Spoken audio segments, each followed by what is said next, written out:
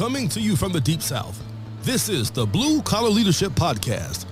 High-impact leadership is not reserved for leaders, and it has nothing to do with your position, title, or rank. However, it does have everything to do with your character. It's time to climb to the next level and beyond, personally and professionally. Now, let's start making it happen with your host, Max Story. We are not victims of our situation. We are the architects of it. And those words are by Simon Sinek. So welcome to the Blue Collar Leadership Podcast today. Today we are on part 8 of 11, or the 7th foundational layer or element of intentional transformation. So again, as I've been doing, as we make our way forward, I'll recap what the previous episodes have been focused on, so you can see this transformational pyramid, so to speak, being built. Remember, we built this pyramid on our values. That's basically representative of the land that we're going to build our transformational pyramid on, is our values. So that first layer was thought. Thought became the foundation of choice. Choice then became the foundation of vision, which is one of the choices we have, is to choose a vision. And that's where this transformational pyramid, so to speak, narrows down. Everything above it is based on our vision. So we build on values, and we build a layer of thought, which leads to our choices. And again, one of those choices is vision. So here's where we narrow down where we're headed.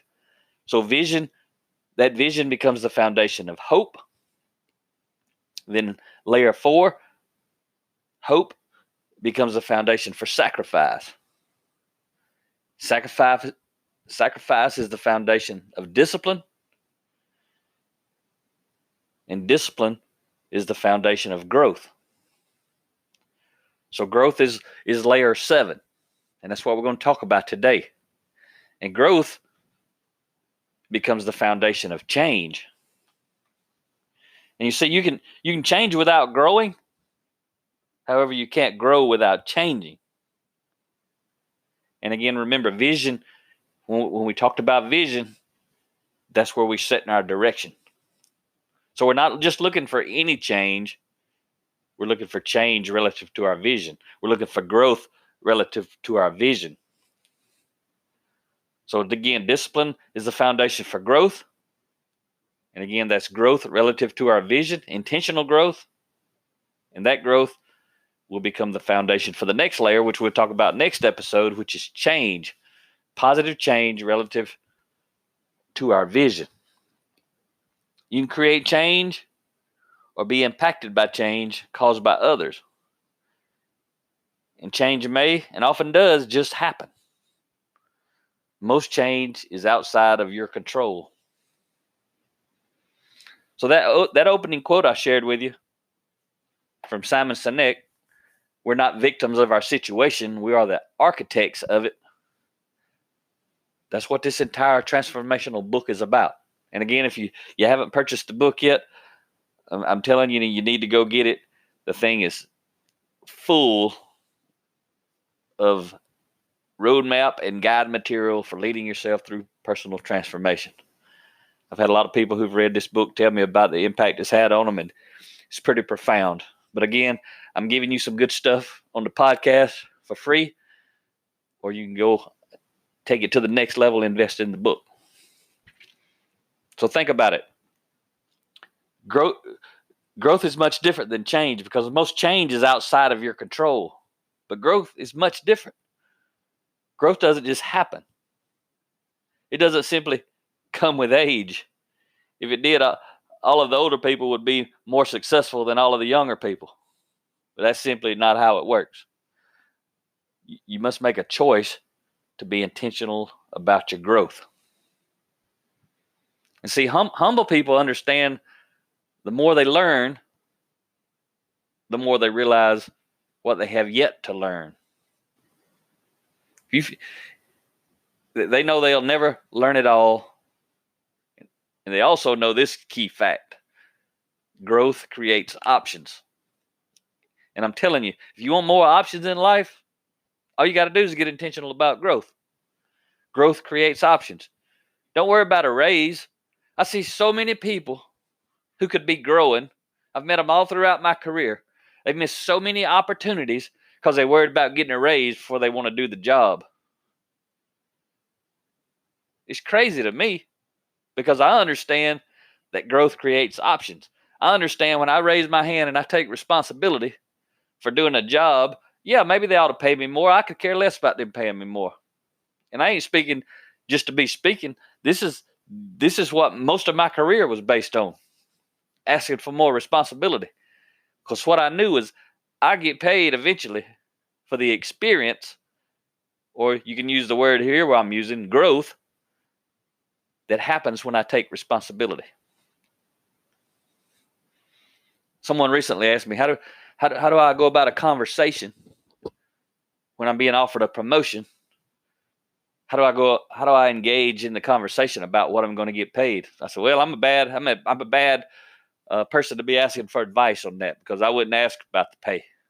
I'd ask about what I need to do to make it happen. And then I'd go make it happen. And I'd either get raises or I'd go find me another job who's willing to pay me for that growth and experience that the other organization basically got for free. See, I got something out of it too, if I'm looking at it like that. And I always do. But too many people, they worried about the pay. They worried about the raise. I remember many times I raised my hand, I said I'll do a job, and it didn't come with any pay. They didn't talk about pay. I didn't ask about pay. Think about it though. If I'm asking to do a job that I really don't know how to do or I've never done to prove myself, what's raising my hand worth? To me, it ain't worth a lot. I'm raising it right now. It ain't worth much. If you listening, raise your hand right now. What's that worth to you? Most people won't get paid for that. They ain't even delivered any results yet. It's kind of backwards. If you're not growing, you're slowing. Growth doesn't just happen. You must be intentional. I mean, I've passed by people in my career because they were worried about the money. They got mad because they didn't get offered a raise, or they got mad because they wouldn't get enough raise, or they wanted a position or title and they didn't get it. So they were angry. They were angry during the interview process, or they didn't even bid on a job because they already knew it didn't pay more. And then a year, 2 years, 5 years later, they wonder why people like me are leaving them behind. We didn't leave them behind. They chose to stay behind. We chose to move forward. I'm telling you, if you out there hammering away, don't worry about the pay. I mean, you got to have pay to pay your bills. But if you got to pay your bills, you go get after some experience. That's growth. You get paid for that. You can resell it every day. Every bit of experience you got, you can resell it every day. And again, growth relative to your vision doesn't just happen. And again, if you hadn't listened to the previous episodes, you need to step back and go back and listen to each one of these. And even if you have been listening, when you get done with this, I hope you read the book. And if you read the book, when you finish the book, go read it again, because it's going to mean much more going through it from the beginning when you understand each of the layers that are coming. I'm telling you, if you get the book, you got to read it twice. And I would even say, if you listen to this podcast, if you're serious about what I'm talking about, when you get done, go back to the first episode of this series on 10 foundational elements of intentional transformation and listen to them again, because they're going to mean more after you understand where you're going. I'm telling you, you may not believe it, but it's serious business, especially if you got the book. You got to read the book twice. So you must develop an intentional growth plan that'll move you toward your vision. And as you move along the path of transformation, you're going to be able to see more and see farther. And as you expand your vision, you must also make adjustments to your growth plan to remain highly effective and highly efficient. Intentional growth based on your passion will always lead you closer to discovering your why or your purpose. And again, you may not want to do what I'm doing, but I got here literally by doing what I'm teaching you in this book or this series. It's why I read every day. People will tell me sometimes, hey man, you should read this book. It's good. And I'll say, what's it about? If it's nothing about my vision and my journey, I kindly decline, and I don't tell them I'll read it. I don't tell them I'll add it to my list because I want them to know I'm very intentional and I'm on purpose. You may think it's a great book, and it may very well be the best book you ever read in your life for you. But it may have nothing to do with where I'm going and where I'm headed. So I'm very picky about which books I actually read. But I'm always reading because I know what we're talking about in this episode. Growth is the foundation for change. So let me tell you this. I don't know where I heard it. You may have seen me share a meme or something on it before, picture quote. And you've heard it before said kind of differently, but people say sometimes I hear people say you can lead a horse to water, but you can't make them drink. And that's true. You can lead a horse to water and you can't make them drink. But what you can do is make them thirsty. So a lot of people don't talk about that. They just say, yeah, you're right. You can lead a horse to water, but you can't make them drink. Nope, you can't make them drink. But remember, leadership is influence. I can make him thirsty. Then he'll drink. How you make him thirsty? Put some salt on his tongue. There's other ways to do it too. Don't give him any water before you take him to the water. Don't allow him to have access to the water. He'll drink. So you can't make him drink, but you can influence him to drink, right? So the reason I'm telling you that is because of what I'm about to tell you. You can lead a human to knowledge, but you can't make them think. You can lead a human to knowledge, but you can't make them think. All you can do is influence them to think. That's called share something thought-provoking. That's why I share memes and quotes and stories and articles and do these podcasts. I can't make you think, but I can influence you to think. So you can lead a human to knowledge, but you can't make them think.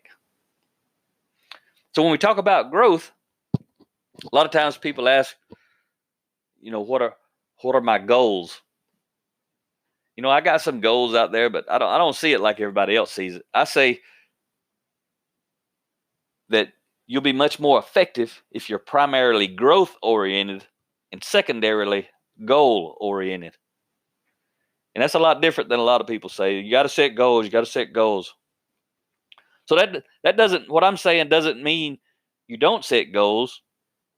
You should always set goals, but this is the key that support your continuous growth. So for me, goals are secondary. What's primary? Continuous growth. If I focus on continuous growth, I'm going to reach goals I never even set. I know it's happening to me all the time. I never had a goal to speak at Yale University, but I have. Think about that. If I would have set out to speak at Yale University, I would probably went a different path, maybe a path that wasn't really meant for me, but that was never my goal. As I record this podcast, and this is coming out after the fact, I'm recording it actually on January 18th, but it won't be coming out until February 21st. So today, January 18th, I know that on January 28th, Rhea and I are going to be in Washington, D.C. She's been invited to speak at the U.S. Capitol building. That was never a goal of Rhea's to speak at the U.S. Capitol building. Her goal or her primary way to move forward is being growth oriented, just like I'm doing, just like I'm recommending you to do. Be growth oriented. That's what she's been doing. Because she probably would have took a different path if her goal was to speak at the U.S. Capitol. But it's still going to happen. What's going to happen when you're growth oriented is you're constantly going to be growing. See, someone who's only goal oriented, a lot of times they reach the goal, then they quit. because they don't set another goal. And they're happy with the goal they achieved. A lot of people have a goal of graduating college. So they go pay the price, they go to college, they graduate, and then they really stop learning, except for accidental learning on the job, that kind of stuff. I think I recently read a statistic, and I write about it, I think, in my book, but I read it again recently. I think it's somewhere between 30 and 40% of people, and I may have shared this with you already in some of the past episodes. Anyway, it fits right here too. 30 or 40% of people who graduate high school or college never read another book because they don't have to, and they don't want to, and they're not growth oriented. They're goal oriented. They went to college to get a job that they want, or a salary that they wanted, or an opportunity that they wanted. But I'm telling you, people who are purely goal oriented, most of those people are going to be left so far behind by people who are growth oriented. So that's enough on that. I think you get the picture.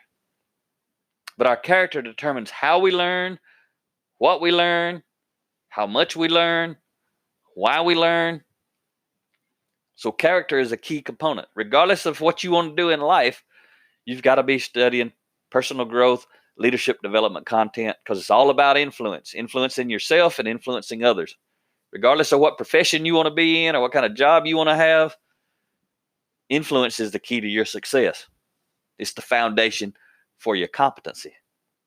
87% of your results are going to come from your character. Only 13% from your competency, your skills. So you should always set goals that support your continuous growth. And keep in mind, the goal of growth is not change for the sake of change. Change can be positive or negative. Change can add to your life or take away from your life. But negative change would not serve you well. That's why I don't read books just because somebody recommends it. It could be somebody I think a lot of could recommend a book, but doesn't mean I'm going to read it. I'm going to view it through the lens of my vision. Does it fit? Is it going to serve me well? Is it worth my time and my investment? I'm going to be doing something. I'm not sure if it's going to be that book or not. So discipline to focus on being growth oriented turns your desire into growth. Discipline turns desire into growth. And I think I have shared this quote with you from Jim Rohn, but this is a good one. You need to hear it again, and it fits right here. Discipline turns your desire into growth.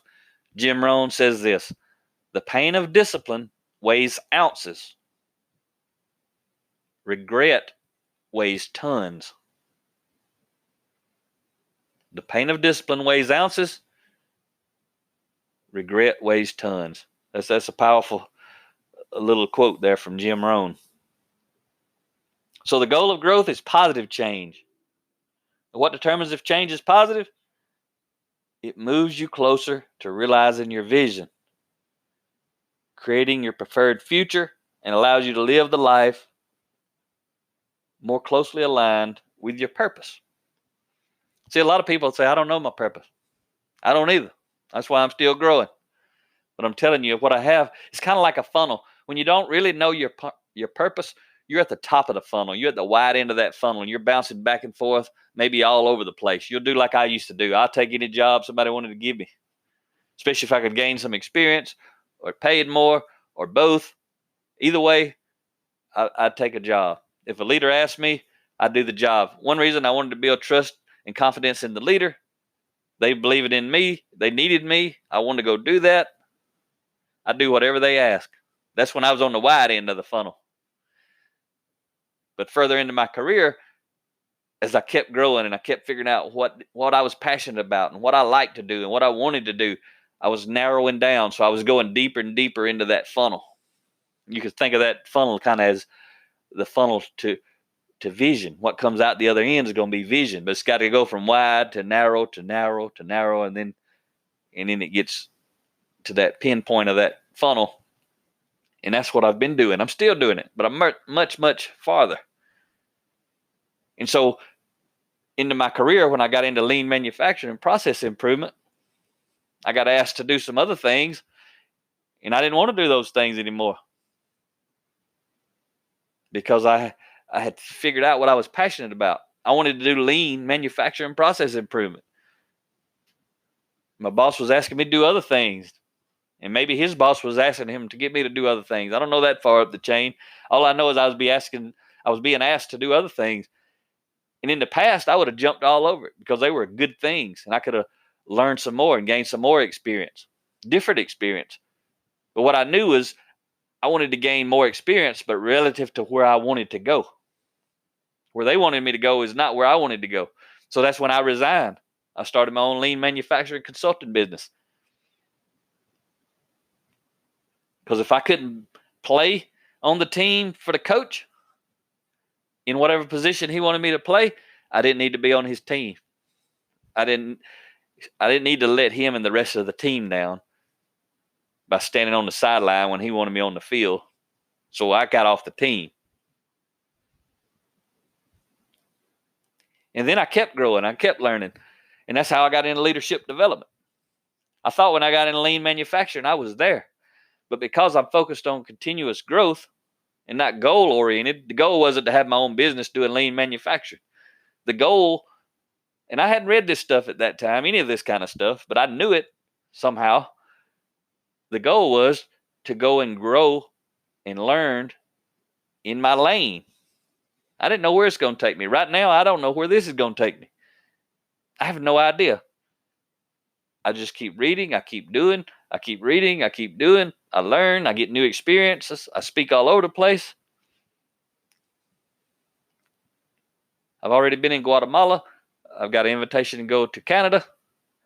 Ria just recently got an invitation to go to London. Don't know if we go into those places. Deals got to be worked out. But we get invited. And I know that's coming. I don't know when. I ain't worried about it. That's not the goal. My goal is not to speak all over the world. Probably what's going to happen one day, though, is Ria and I both are going to be speaking all over the world. There's people right now listening to these podcasts in over 100 countries. I haven't looked lately, but I'm pretty sure it's over 100 countries. There are people listening to this podcast. So I'm gaining influence internationally. LinkedIn, I have nearly 50,000 followers from all over the world. So I'm gaining influence internationally. But I'm not doing it to be an international speaker. But it's probably going to happen. I'm doing all this to add value to other people because that's my passion. I think that's my purpose. Where it's going to take me, who knows? Same thing with you. You figure it out, what you're passionate about, start growing intentionally in that area. If you're a welder, study welding. Don't just go to work and be a welder and learn what they teach you to do while you're welding. If you're passionate about welding, you love welding, you need to be watching videos about welding. You need to be reading books about welding. You need to be learning all about welding if you're passionate about it. And see, if you're passionate about it, you'll do it. You don't have to get paid to do it. If it's just a job, you may do an outstanding job, but as soon as you're not required to do the job, you don't have an interest in it. Whatever your job is, if you're not passionately on your own without getting paid, studying and researching, you ain't close. You ain't even close yet. Most people go to work and do a job and they go home and they don't think about it till the next day. Nothing wrong with that, but you're not in your sweet spot. You ain't even close. And you don't even understand how good life can be for you. But what you have to do is just start where you're at and be intentional about growing your character first. Most of all, I'd say put 80% of your time that you have into growing and developing your character, regardless of your profession. Put another 20% of your time relative to your competency, your skills, your knowledge, that sort of thing. Because your character is going to launch you, limit you. So don't focus on earning more. Focus on learning more. Because increasing your value is a simple concept. It's always easy to understand, but it's not always easy to do. Ask for more experience. Volunteer. Now, the rest of the world is going to be saying, what are you doing? You crazy. I wouldn't do that. And they probably wouldn't. And they probably won't. Don't worry about it. You take advantage of no one else wants the responsibility. That's a perfect opportunity for you.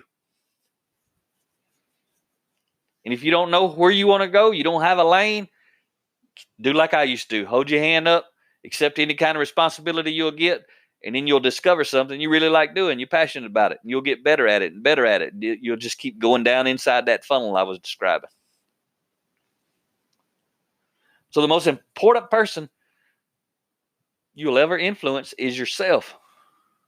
The degree to which you're able to influence yourself will determine the level of influence you ultimately have with others. That's what this whole series is about. That's what the book is about. 10 foundational elements of intentional transformation. How to become your best self. That takes a lot of influence on the inside.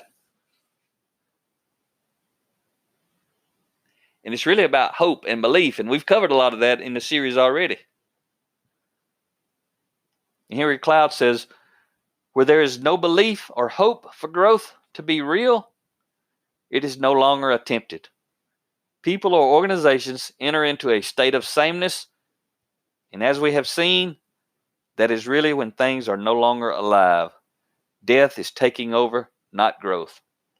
And again, those were the words of Henry Cloud. It's pretty powerful. And people ask me all the time, what separates you? What caused you to do this? And it was belief in myself. When I started learning this stuff, I believed the stuff. And then I believed if I applied these principles, I would get the results that these leadership gurus and personal growth and development people were talking about. They had examples of their own. They had examples of others. And I'm going to tell you right now, that's what I see when I go around the country speaking. People who believe in these principles, and then on top of that, believe in themselves and actually go out and apply it, believing that they're going to get the results, they launch like a rocket. Everyone else, they maintain the status quo. Nothing changes because there's no growth. You're not going to buy this book if you don't believe it's really going to change you and help you change your mindset. That's what I'm talking about. Offer thought-provoking content. See, there's people who, we're on episode 8 right now of this 11-part series. There's people listening who have already bought the book. I promise you, those people are going to get better results than the people who haven't bought the book. Not because I want $18 from you. I'm just telling you, those people believe in these principles and themselves at a higher level. And you don't have to buy the book. I'm just saying, the ones who have bought the book already are going to get better results. And I don't want you to go buy the book because I just said that. But if it provokes thought and you decide, hey, I do believe it, then go get the book. Dive in deeper. Go get a bunch of other books after this one. But that's what it's about. It's about belief. Hope that things can change and get better. So the key to moving beyond the average is doing what exceptional people do, not wanting what they have. A lot of people want what other people have, but they don't want to do the work to get what they have. Discipline leverages sacrifice. And it's a 2-part formula. Sacrifice plus discipline, those are 2 previous foundational layers that we talk about, equal growth.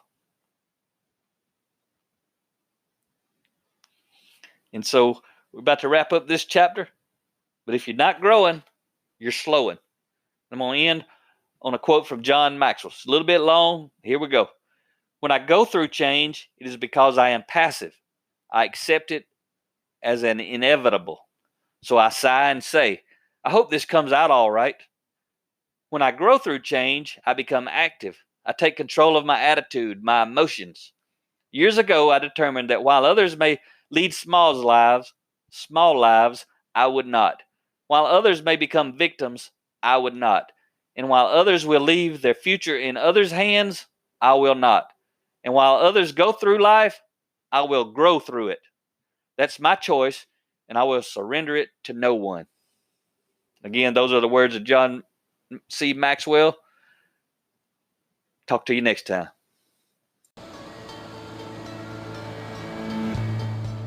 Make it happen or someone else will.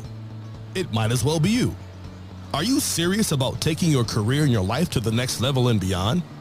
Check out Mac Story's Blue Collar Leadership series books and others, now available on audio, along with paperback and ebooks at Amazon, iTunes, and Audible. Please visit bluecollarleadership.com to learn about Mac's books, programs, special offers, certifications, and more. Thank you for listening to the Blue Collar Leadership Podcast.